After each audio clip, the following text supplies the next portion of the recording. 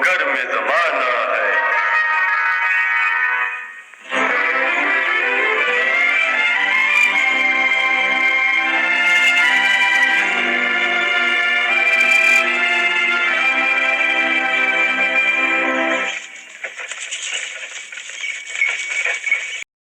जसवंत सिंह जी प्रणाम। प्रणाम तोताराम जी, क्या खबर लाए हो? अजी ठाकुर रघुवीर सिंह के बेटे रतन सिंह के ब्याह का न्योता लाया हूँ, राम का नाम लेके। वाह, ये तो बड़ी खुशी की बात है जी। राम राम छोटे ठाकुर। राम राम जी, राम राम। देखो बड़े ठाकुर, एक बात कहूँ? हाँ, कहो। जी आपके छोटे भाई धनराज जी को आपने शहर भिजवाया, पढ़ाया लिखाया, उनकी शादी कर दी, बच्चा भी हो गया राम का नाम लेके। आपने अपनी छोटी बहन पार्वती की भी शादी कर दी, उसके भी बच्चा हो गया राम का नाम लेके। अब आप अपनी भी शादी कर लीजिए राम का नाम लेके।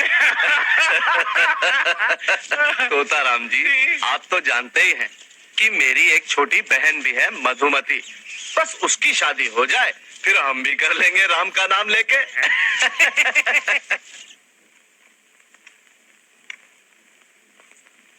लीजिए। धन्यवाद बहू तुम।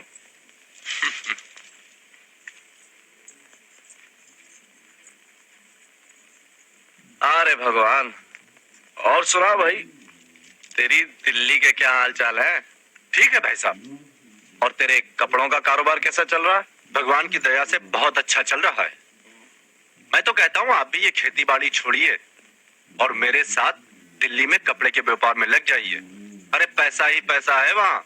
नहीं भैया, हमें नहीं जाना दिल्ली विल्ली, हमें यही रहना पसंद है। घबराओ मत मधु, हम कहीं नहीं जाने वाले हैं। अच्छा ये बताओ कि शिकार पर कब चलोगे? बोलो कल चलें? जरूर। कल तो शादी में जाना है भाई साहब। अरे हाँ, मैं तो भूल ही गया। कल तो रघुवीर सिंह के छोटे बेटे रतन सिंह की शादी है। जरा देखो तो सही, कितने बजे बुलाया? तोले की वाला। हाँ वो है तोले की। ये आप मुझे दीजिए। देखिए माँ, तुम्हें बताओ जरा। ठाकुर साहब, अब आप ही फैसला कीजिए। हाँ सरस्वती, बोलो ना। मुझे तो ये 2 सोने के और ये 3 जड़ाऊ पसंद है। क्यों बेटा रणधीर? हाँ माँ, यही ठीक है। क्यों कमला? मुझे तो पसंद है, पर देवर जी को।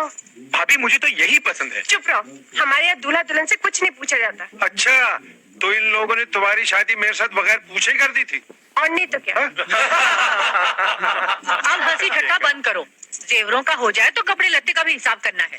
अरे हाँ रतन बेटा, बाहर जीप गाड़ी में सब थान बंधे रखे हैं, उन्हें ले आओ। ये ले जाओ।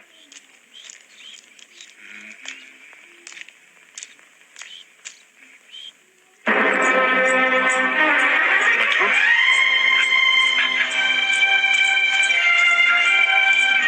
तुम ये क्या कर रही हो? शादी की बधाई देने आई हूँ। मेरी बात तो सुनो, मैं क्या कहना चाहता हूँ। मेरे साथ चलो। मुझे कहीं नहीं जाना है, मुझे तुम्हारा जवाब चाहिए रतन। जवाब मैं देता हूँ, लेकिन तुम इधर तो आओ प्लीज। मधु, ये जो कुछ भी हो रहा है मेरी मर्जी के खिलाफ हो रहा है। ये जानते हुए कि मैं तुमसे प्यार करता हूँ, घर वालों ने मेरी शादी जबरदस्ती तय कर दी। लेकिन तुम्हें शादी से इनकार करना होगा। लेकिन मधु, वो मेरी एक नहीं सुनेंगे। ये जानकर भी कि मेरे पेट में जो बच्चा है उसके बाप तुम हो। मैं मानता हूँ कि मैंने तुम्हें एक बहुत बड़ी समस्या में डाला है, मगर इसके सिवा और कोई रास्ता भी तो नहीं था। एक ही रास्ता है कि मैं जहर खाकर जान दे दूं, ताकि तुम आराम से शादी कर नहीं सको। मधु नहीं, मैंने एक तरकीब सोची है। क्या? सुना है तुम्हारी दीदी और जीजाजी दिल्ली से आए हैं। हाँ। तुम उनके साथ दिल्ली चले जाओ। वहाँ मेरे एक दोस्त है, वो तुम्हें एक अच्छे डॉक्टर के पास ले जाएगा। नहीं, घबराने की कोई बात नहीं है, बस सुबह जाना है, शाम वापस। वो ये बच्चा गिरा देगा। और सुनो, ये कुछ पैसे हैं तुम्हारे खर्चे के लिए। मैं जानती थी कि तुम कायर हो, लेकिन इतने कमीने, ये मुझे आज पता चला। मधु, मधु, मधु।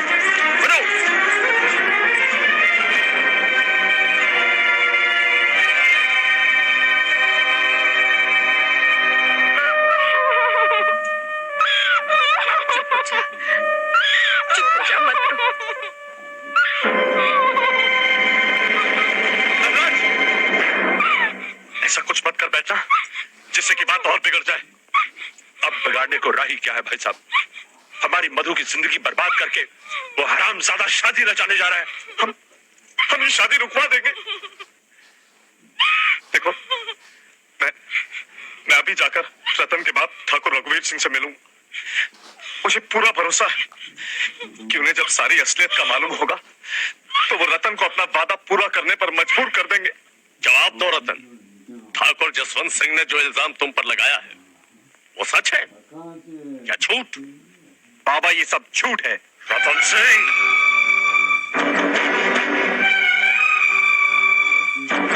देखो रतन, मैं ना तो यहाँ कोई पखेड़ा करने आया हूँ और ना ही तुम्हें भला बुरा कहने। भूल इंसान से ही होती है, तुमसे भी हो गई, लेकिन अब तुम्हारा ये फर्ज बनता है कि तुम अपनी भूल को मानो और जो वादा तुमने मधुमती से किया था उसे पूरा कैसी भूल, कैसा वादा? न जाने क्यों ये सारी मन घड़त कहानियां बनाकर आप लोग मुझ पर कीचड़ उछालना चाहते हैं। मन घड़ंत कहानियां? तो क्या ये सच नहीं कि मधुमती हामिला है? होगी होगी, मगर इसका जिम्मेदार मैं नहीं। तुम झूठे हो, मक्कार हो और एक नंबर के नीच इंसान और कमीने हो। ठाकुर जसवंत सिंह, धनराज की जबान को लगाम दो वरना यहाँ खून खराबा हो जाएगा। खून खराबा होकर रहेगा रणधीर सिंह। राज मेरी बहन की इज्जत लुटचार मैं देखता रहूं, अरे इस घर की ईंट से ईंट बचा लूंगा। राज, खामोश हो जाओ, अब मुझे बात करने दो। तो फिर आप कीजिए बात। पत्थर से सर तोड़ने से कोई फायदा नहीं।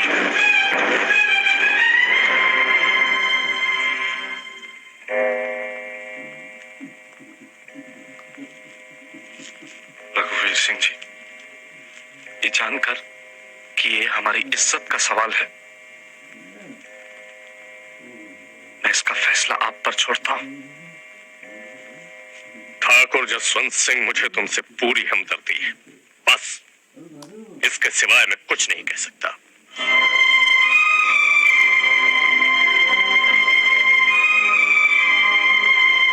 ठाकुर, इसका अंजाम अच्छा नहीं होगा।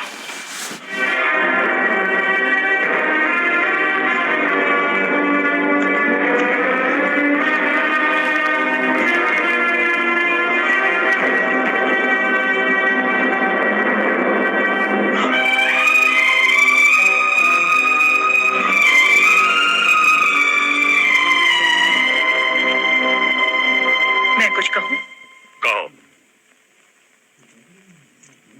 ठाकुर जसवंत सिंह ने जो कुछ भी कहा वो सब सच है। क्या सच है?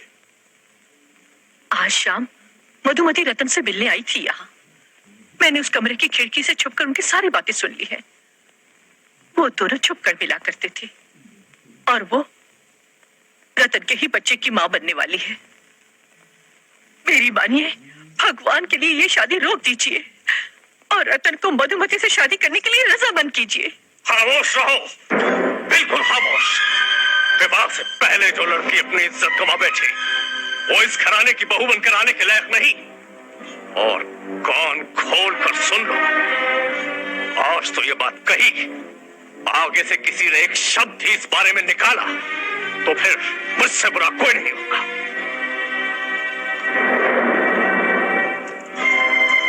रणधीर बेटे, अब तुम्हें अपने पिता को कुछ समझाओ।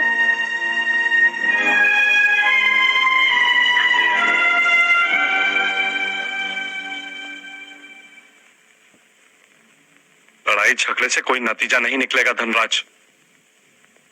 जितने मुंह हैं उतनी बातें। सारे गांव भर में बदनाम होकर रह जाएंगे हम लोग। तो क्या खामोश रहने से इस बात पर पर्दा पड़ा रहेगा? कल ही से यह खबर ऐसी आग की तरह फैलेगी कि इस घर के बाहर कदम रखना मुश्किल हो जाएगा। इसीलिए मैंने ये गांव छोड़ने का फैसला किया है। हम अपना घर बार, अपनी जायदाद सब बेचकर दिल्ली चले जाएंगे। और वहां करेंगे क्या?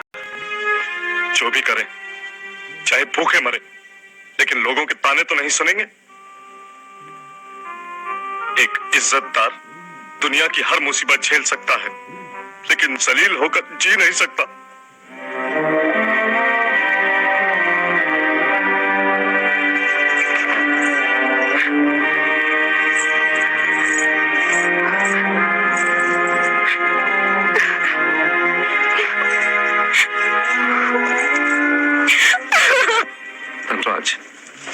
जो कुछ भी मैं करने जा रहा हूं उसका मुझे बहुत दुख है।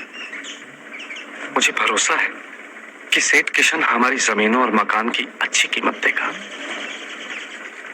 अच्छा, मैं शाम तक लौट आऊंगा।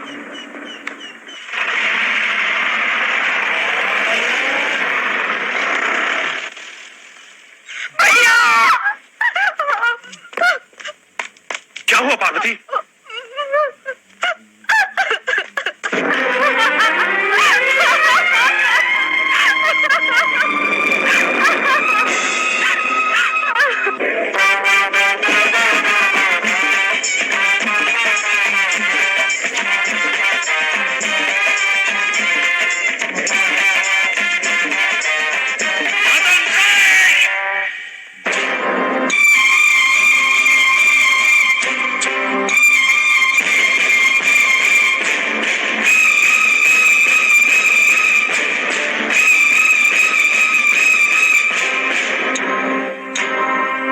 सिंह, ये मेरी बहन मधुमती की लाश है। आज तुम्हारी दुल्हन बनना चाहिए था, मगर आज तो इसकी अर्थी निकलेगी। अर्थी तो निकलेगी रतन सिंह, मगर एक नहीं, ठहरो, दो। ठहरो धनराज।